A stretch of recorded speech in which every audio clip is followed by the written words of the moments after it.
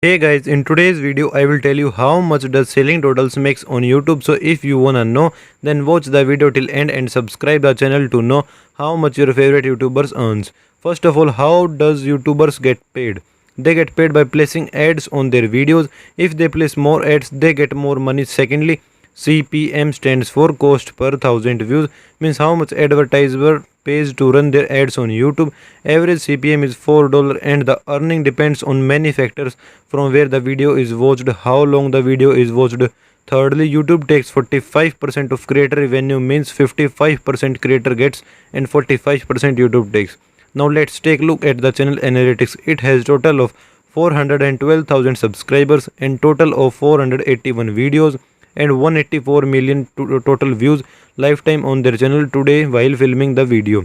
Now let's take a look at their estimated revenue. How much does it makes annually, monthly from YouTube?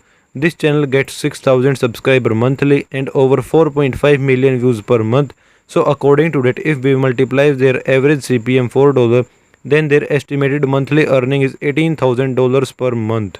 And if we multiply monthly earning with 12, shows that how much they makes annually, means they make $220,000 annually.